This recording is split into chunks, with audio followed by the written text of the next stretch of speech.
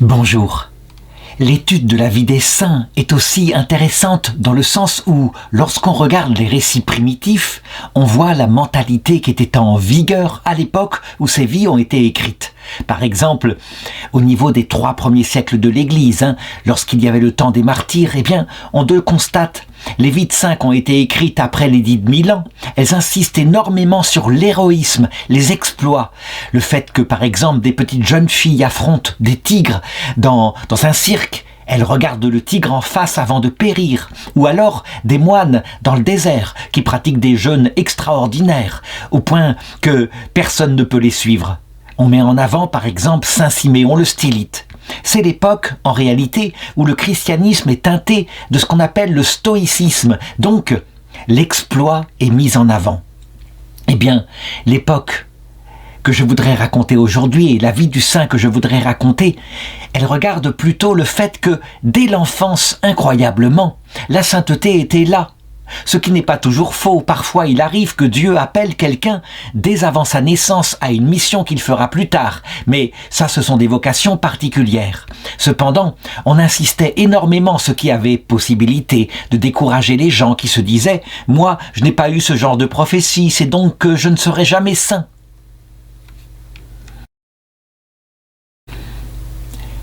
Et donc il faut mettre en garde contre cela. La réalité est que les saints, très souvent, ont été des enfants normaux. Mais, pour une fois, je voudrais raconter ici quelque chose qui est tout à fait crédible. Comment je peux le dire ? Parce que, au XXe siècle, au XIXe siècle, où la vie des saints a eu tendance à être racontée historiquement, avec les travers dans l'enfance, on voit qu'il y a eu tout de même quelques saints qui ont été saints dès leur petite enfance, comme si l'attraction de Dieu se faisait ainsi. On a même eu des saints canonisés et qui sont morts tout petits. Donc il n'y a pas de raison qu'il n'y ait pas eu quelques exemples au Moyen-Âge, et telle est la vie de saint Frobert que je voudrais raconter.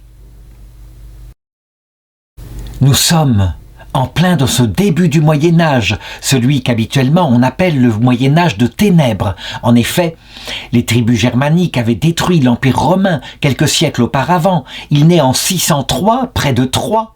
Nous sommes donc en pleine période des Mérovingiens. Et c'est vrai, les mœurs sont dures, sauvages.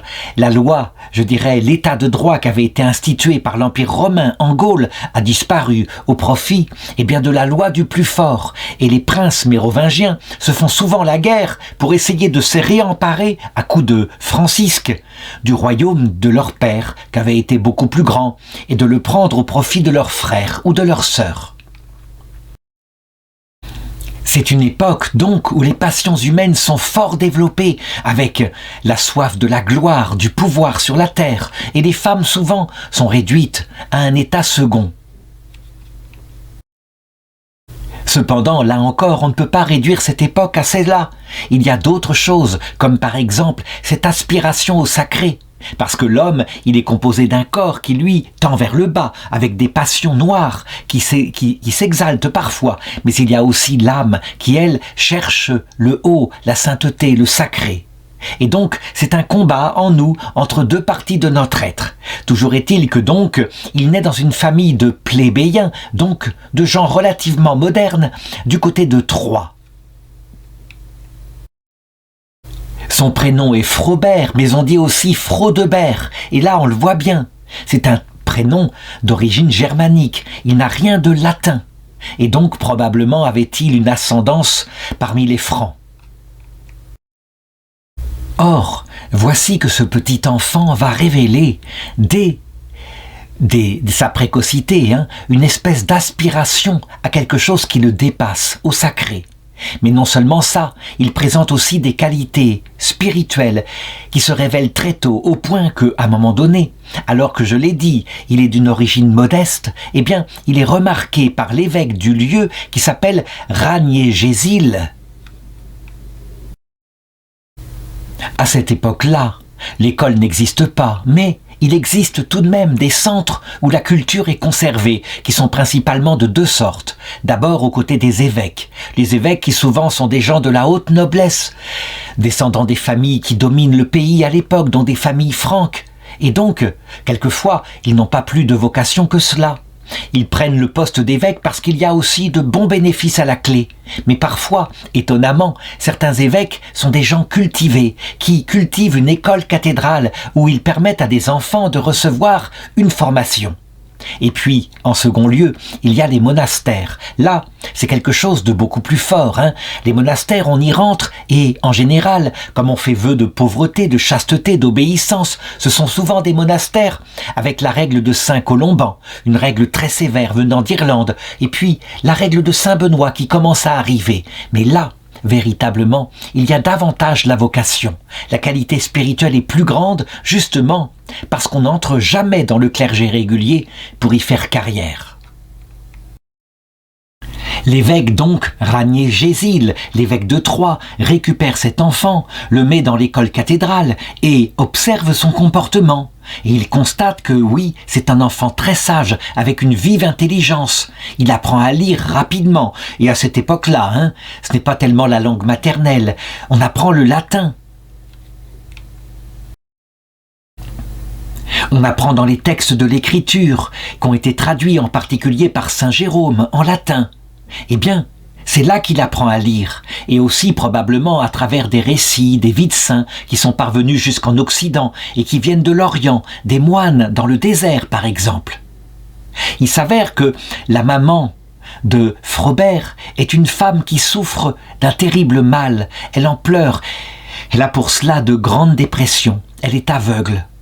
Et donc, forcément, à cette époque-là, quand on est aveugle, on est dépendant des autres, on ne peut pas être autonome.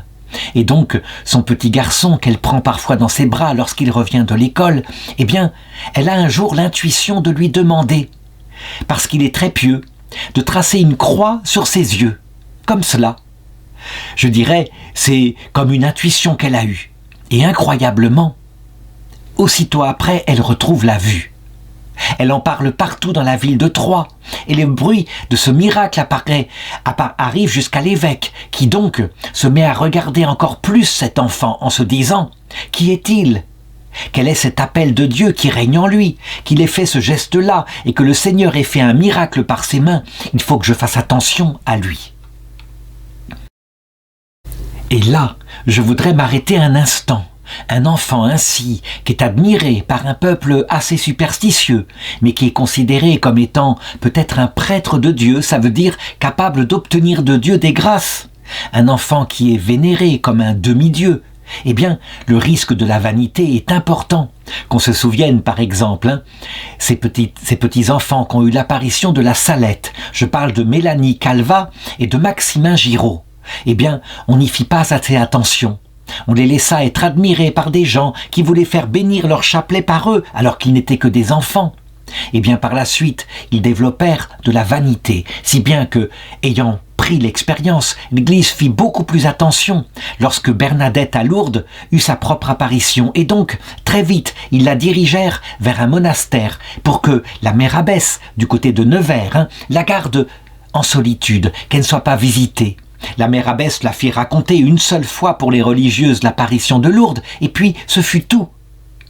En ce qui concerne cet enfant, on peut penser que l'évêque, eh bien parce qu'il était sage, se dit qu'il fallait se méfier de l'adulation que les gens apportaient, et donc il décida de diriger cet enfant, avec l'autorisation de ses parents, vers le monastère de Luxeuil, qui suivait la règle de Saint Colomban.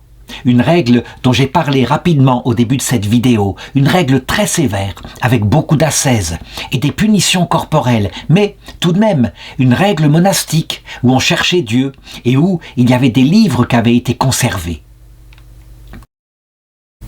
À cette époque-là, où la règle de Saint Benoît n'était pas encore parvenue en France, qui est une règle beaucoup plus équilibrée, où il y a beaucoup moins de punitions corporelles pour les fautes que commettent les moines, eh bien, à défaut, ce monastère avait un grand succès. On dit qu'il y avait 600 religieux qui étaient là et qui travaillaient aux champs, qui débroussaillaient. Beaucoup étaient de simples paysans, dans la misère, et qui n'avaient pas plus de vocation que cela, qui étaient rentrés au monastère pour ne pas mourir de faim. D'où la règle de Saint Colomban. Avec ses punitions, il fallait tenir ces moines extraordinairement nombreux pour que le monastère ne devienne pas simplement un lieu de repos, de décadence. Il fallait garder la ferveur.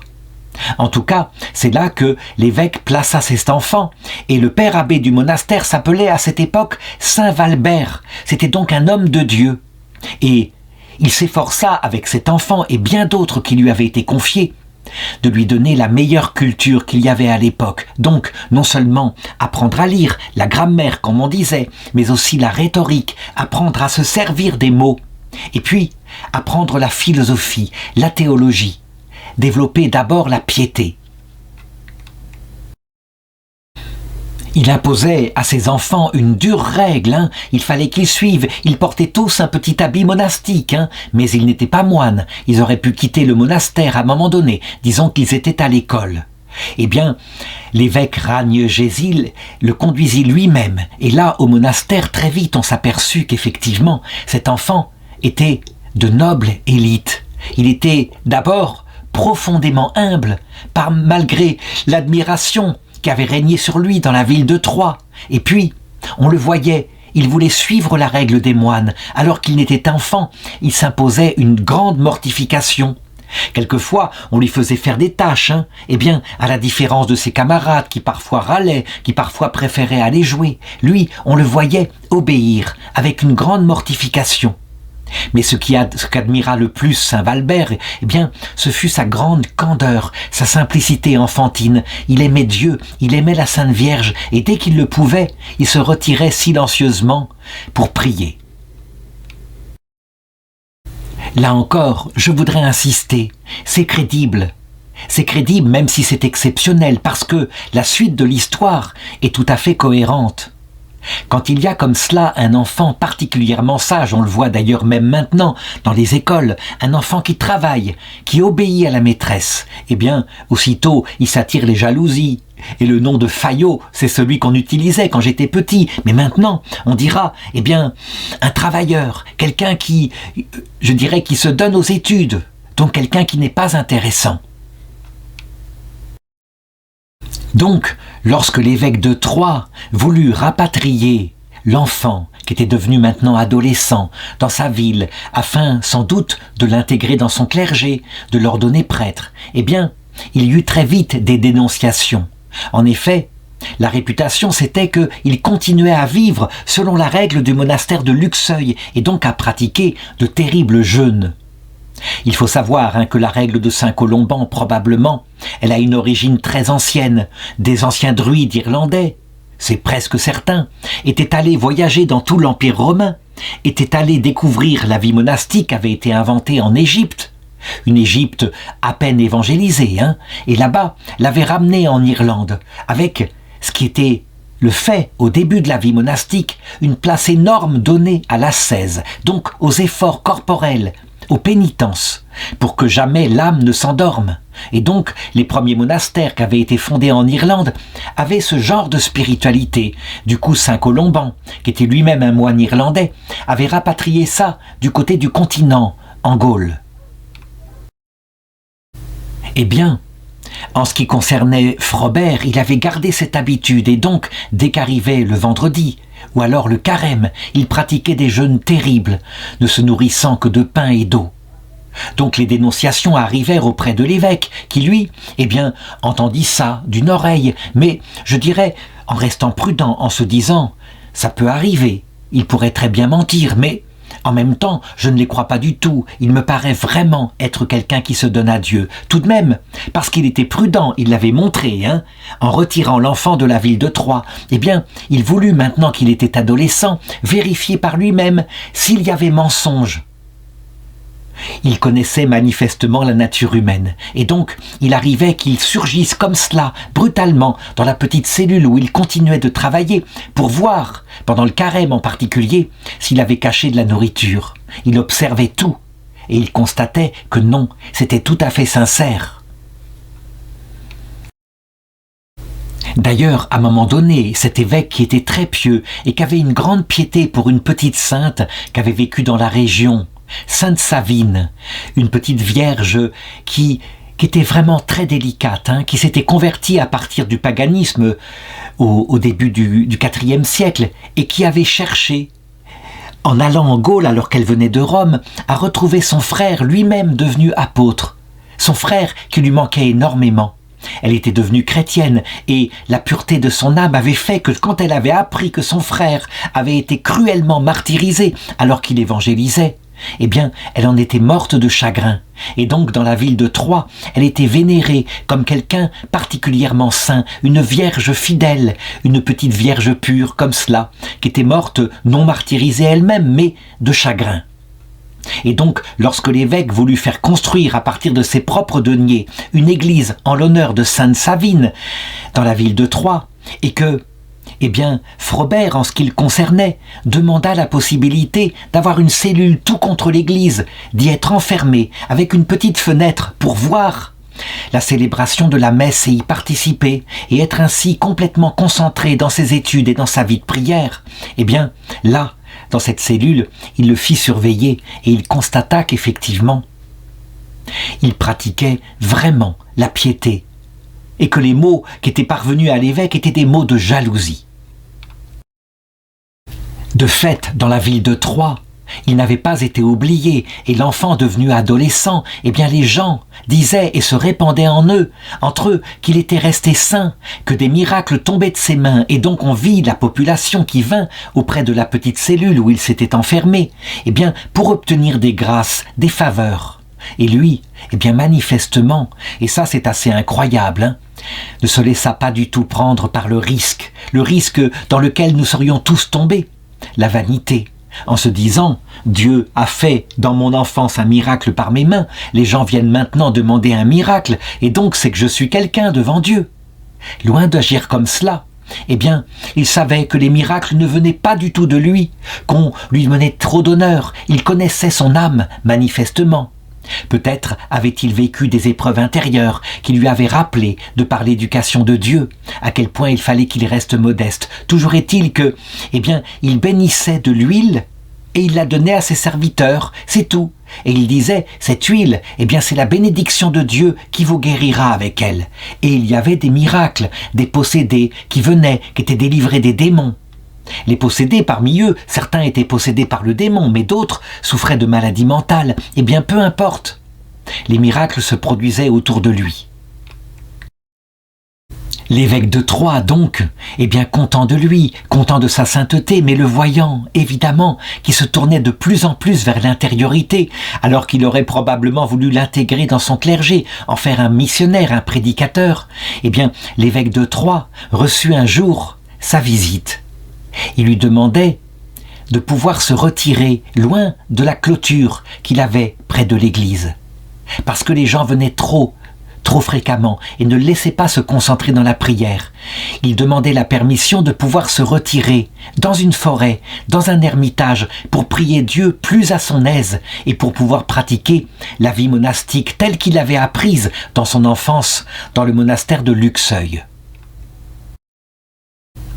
L'évêque trouva que le projet était valide, que, après tout, pourquoi pas, puisqu'on disait que la vie solitaire était quelque chose de plus noble, de plus consacré à Dieu que la vie cénobitique, c'est-à-dire dans un monastère où la vie commune était présente. Et donc, non seulement il lui donna sa bénédiction, mais en plus, il fit jouer toutes les relations qu'il avait auprès de la cour de Clovis II, et en particulier auprès de la sainte femme de Clovis II, qui s'appelait la reine Bathilde. Bathilde était jeune à cette époque-là, mais elle avait gardé totalement la piété. Il faut dire que sa vie n'avait pas été facile, puisque, venant d'Angleterre, elle avait été prise en esclave, et à cause de sa très grande beauté, le roi Clovis II avait voulu l'épouser. Et elle avait gardé la piété qu'elle avait ainsi quand elle était dans l'île d'Angleterre. Elle avait obéi au destin, bien sûr, elle qui n'aspirait qu'à une chose, se consacrer à Dieu. Et c'est incroyable, mais son influence auprès de Clovis II avait été très grande, au point qu'elle l'avait affinée peu à peu. Mais quant à elle, eh bien, elle n'aspirait qu'à une chose, c'était créer des monastères un peu partout, et puis se retirer dès qu'elle le pouvait pour faire des retraites dans des monastères. Elle avait donc souvent fréquenté le monastère de Luxeuil, elle avait fondé aussi le monastère de Chelles, dans lequel d'ailleurs, vers la fin de sa vie, elle se retirerait. Et donc, quand l'évêque de Troyes était venu la visiter pour obtenir de la part du roi une île particulière, l'île des Germains, à côté de la ville de Troyes, où, eh bien, Frobert pourrait se retirer pour fonder un ermitage, elle intercéda auprès de son mari, parce que cette île appartenait au fisc royal, et donc elle obtint ce cadeau sans aucune difficulté. Le mari, Clovis II, ne pouvait rien lui refuser. Vraiment, on peut le dire, il faudrait faire d'ailleurs une étude théologique sur le rôle des femmes dans ces empires à peine dégrossis qui venaient d'être baptisés chrétiens, comment les femmes ont peu à peu élevé le degré de civilisation, et je dirais affiner les hommes. D'ailleurs, pour Sainte Bathilde, la fin de sa vie est tout à fait significative, puisque voilà ce qui est chanté dans son office, l'office de son culte. Comme tu es belle, ô Bathilda, comme tu es belle dans tes délices, dans lequel Dieu s'est préparé une habitation. Oui, toute sa vie, elle vécut de Dieu. Et d'ailleurs, juste avant sa mort, on dit qu'elle eut une vision. Elle voyait, un peu comme Jacob l'avait vu dans le livre de la Genèse, une échelle dont les pieds étaient plantés sur la terre et dont le sommet atteignait le ciel. Et ceci devant l'autel de la Vierge Marie. Et cette échelle était blanche et facile à monter. Eh bien, je peux le dire, c'est sans doute l'échelle par les femmes. Plus de douceur, le même mystère, atteindre la vie éternelle en développant un cœur tout humble et un cœur donné à l'amour, mais sans passer par les efforts brutaux, les efforts puissants que faisaient les moines du désert, en s'imposant de terribles pénitences, mais simplement par des choses simples comme l'obéissance. On peut dire que cette échelle blanche a été particulièrement développée au XIXe siècle par Sainte Thérèse de l'Enfant Jésus. Donc, l'évêque de Troyes obtint ce qu'il voulait, et donc Saint Frobert put se retirer sur son île. D'ailleurs, 2 années plus tard, un acte de consécration venant d'un roi suivant qui s'appelait Clotaire III, eh bien, reconnaît que la possession de cette île et d'un certain territoire autour appartient véritablement au monastère que Frobert avait fondé. Monastère, non, au point de départ, c'est un ermitage. Il s'est retiré sur cette île afin de pouvoir se consacrer à Dieu. Et il se méfie de lui, peut-être à cause de l'immense admiration que le peuple a pour lui. Donc, il faut imaginer une petite cabane de bois, comme cela, au milieu des ronces, et personne ne sait qu'elle est là. Mais il y a une source, il peut ainsi boire, et il y a, je dirais, des fruits. Il fait des réserves, peut-être cultive-t-il un jardin. L'île qu'il a obtenue est un domaine extrêmement sinistre. Il faut l'imaginer, une vaste étendue de marais, de lagunes, un aspect triste, rebutant, et donc il n'y a aucun habitant. Il y a probablement des moustiques, donc la malaria. En tout cas, malgré ce lieu mal choisi, mais qui lui permet de vivre dans son aspiration à la solitude, voici que peu à peu, les choses se savent, et des disciples, des jeunes hommes viennent le rejoindre. Ils veulent profiter de ses enseignements, lui qui est extraordinairement cultivé. Parce qu'il faut le dire, Frobert n'est pas comme les moines du désert, ça veut dire quelqu'un qui ne vit que la prière de Jésus. Non, Frobert est un homme cultivé. Il a gardé de ses études à Luxeuil, de l'école cathédrale, tout le goût pour la connaissance de Dieu, et il l'enseigne à ses disciples. C'est en connaissant Dieu qu'on pourra mieux l'aimer, et c'est en aimant Dieu qu'on pourra mieux le connaître. Et donc, les disciples étant de plus en plus nombreux, d'abord il les trie soigneusement, et il leur enseigne ce que c'est que la vie monastique, et puis il les met au travail. On peut le dire, Saint Frobert est devenu un père abbé, un higoumène comme on dit en Orient. Et voici que les moines défrichent, et les moines plantent, il faut bien se nourrir. Il faut bien qu'un monastère soit autonome.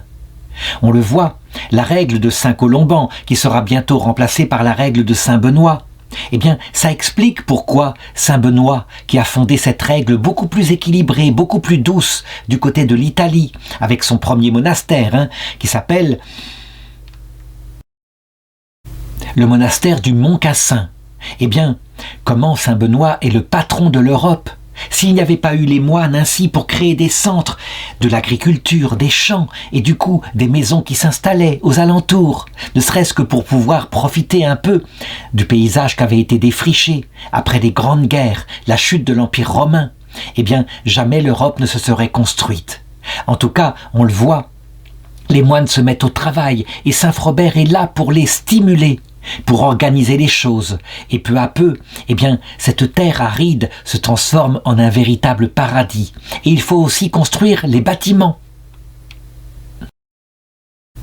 Il faut des outils suffisants et le monastère, on dirait que tout entre dans une bénédiction. Parce qu'il y a des récoltes, on peut vendre le surplus, on peut donc acheter des outils et acheter des pierres et les bâtiments se construisent. Et c'est ainsi que va apparaître le monastère, ce grand monastère célèbre autour de Troyes, le monastère de Montier-la-Selle. Il n'en reste hélas pas grand-chose, tout simplement parce que l'histoire est passée entre-temps et que en 1791, ayant été confisquée, elle a été vendue comme bien national et adjugée le 18 juin de cette année-là au sieur Louis Thiébaut, négociant à Troyes, qui l'a transformée en une sorte d'hangar où il y a remisé son vin. Mais peu importe, on en voit quand même quelques traces.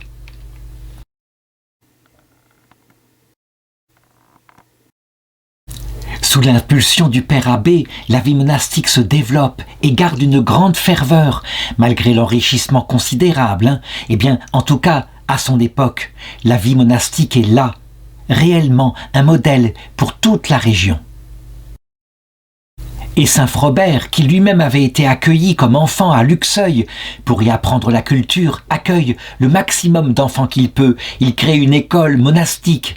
Et ainsi, la culture, qui avait été en danger en Occident d'être perdue suite aux invasions barbares, la culture peut être conservée.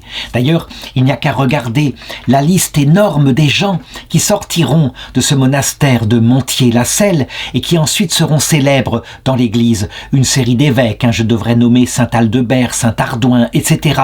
Mais il y a aussi, au-dessus de tout, il faut le noter, Saint Robert, le fondateur de l'abbaye de Molène et, du coup, le fondateur de la règle cistercienne.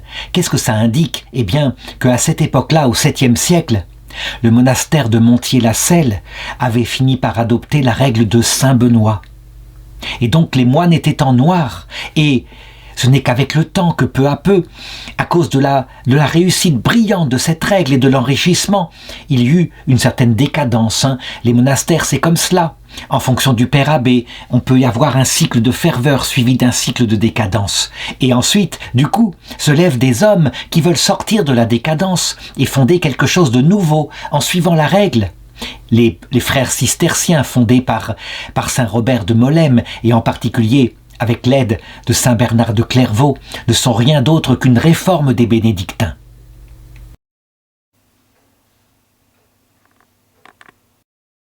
Mais là, évidemment, je suis sorti de mon époque. Je parle de choses qui se sont produites plusieurs siècles plus tard, après l'an 1000. Là, nous sommes toujours, vers l'année 650 après Jésus-Christ. Il se passe, lorsqu'une grande figure spirituelle est ainsi présente, il se passe forcément que, certes, il accueille des vocations masculines, mais que des jeunes filles veulent venir et veulent se consacrer à Dieu, veulent bénéficier de l'enseignement d'un tel moine. Et donc, au bout d'un certain temps, il en est obligé. Il fonde un monastère féminin, le couvent des Vierges de Saint-Quentin à Troyes. Et là, il va les visiter sans cesse, il leur donne ses enseignements spirituels, il leur apprend à interpréter la parole de Dieu, ils veulent qu'elle aussi soit cultivée. Voilà le vrai miracle, le miracle de cet évangile qui se répand, mais, et je voudrais le montrer, quelquefois le Seigneur signifie ce qui se passe ainsi réellement dans les âmes, le vin de la parole de Dieu et des saintetés qui se transmettront ensuite de génération en génération. Dieu le signifie parfois par des miracles réels, matériels. Et c'est le fameux miracle du tonneau de l'abbaye de Saint-Quentin de Troyes. En effet, je l'ai dit, Eh bien, saint Frobert venait souvent dans ce monastère pour donner son enseignement, et l'enseignement, il ravissait les religieuses, un peu comme un vin qui coule sans arrêt et qui réjouit le cœur. Eh bien, un jour, alors qu'il enseignait ainsi, et lui, il ne voulait pas qu'on pratique à fond tout le temps, surtout quand il enseignait l'ascèse, il voulait qu'on soit joyeux, et donc il y avait des repas, et au repas du vin. Et voici que le tonneau de vin dans la cave se mit à déborder à un moment donné, du moins une grande partie était tombée au sol, et donc une religieuse qui était allée chercher du vin dans la cave pour le repas communautaire, se dit que le tonneau devait être percé. Elle chercha partout où était le trou, et elle ne le trouva pas, le tonneau était plein.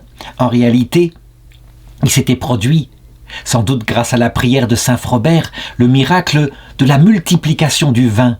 Le tonneau était plein alors que on s'en servait depuis des semaines, qu'il devrait être à moitié vide. Il se remplissait au fur et à mesure. Il n'y avait rien à faire. Eh bien, qu'est-ce que signifie ce miracle? Que la parole de Dieu, plus on la donne gratuitement, plus elle produit son fruit par démultiplication de cette façon-là.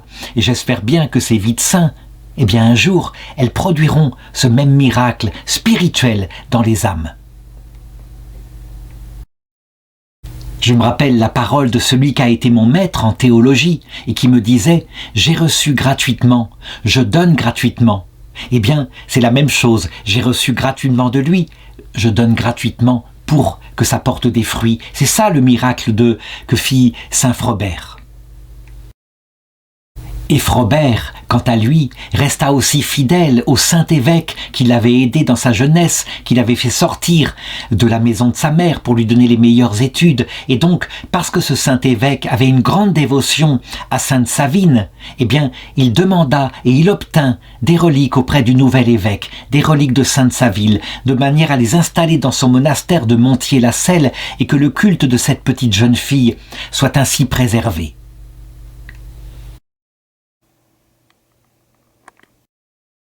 Après avoir ainsi donné tous les fruits de sa piété qu'il avait eus dès son enfance, eh bien, à l'âge de 70 ans, en 673, le 1er janvier, très exactement, saint Frobert mourut. Et autour de lui, ce fut un grand chagrin et en même temps une grande joie parce que c'était le jour de son entrée au ciel, on le savait. Et même s'il ne fut pas canonisé selon les procédés inventés par le pape Urbain VIII bien plus tard, au XVIe siècle, il le fut par la dévotion populaire et ce fut confirmé par l'Église. Évidemment, on aurait dû fêter sa fête le 1er janvier, mais un pape, un peu plus tard, connaissant la grande ferveur que le peuple avait pour ce saint et se rendant compte que le 1er janvier, c'était la fête de la circoncision du Seigneur et donc que souvent les saints étaient oubliés au profit de la fête du Seigneur, décida de déplacer sa fête au 8 janvier. Voilà pourquoi c'est le 8 janvier qu'elle est célébrée. Jamais saint Frobert ne fut oublié, et en 1470, donc des siècles après sa mort, l'évêque de Troyes, qui s'appelait Louis Ranier, voulut que véritablement on fasse en son honneur une translation de ses reliques, qu'on construise un sanctuaire, qu'on mette même des vitraux pour raconter certains aspects de sa vie, et qu'on fasse une superbe chasse où ces reliques pourraient être vénérées par le peuple. Oui, il méritait d'être vénéré à la hauteur de sa vie, lui qui, honoré dès son enfance, n'était pas tombé comme nous serions tombés, dans la vanité, en se prenant pour quelqu'un. Et Dieu sait le nombre de clercs qui se prirent pour quelqu'un parce que, trop brillants dans leur enfance, ils se laissèrent séduire par le démon et la convoitise des yeux, le fait d'être admiré. Lui, jamais. Il resta fidèle à sa vocation, et rien que pour cela, c'est un exploit héroïque qui vaut les exploits des anciens moines, eux qui restaient des jours et des jours à jeûner dans le désert en Égypte. On peut donc dire et faire de saint Frobert le patron de l'humilité, oui, l'humilité des enfants en particulier.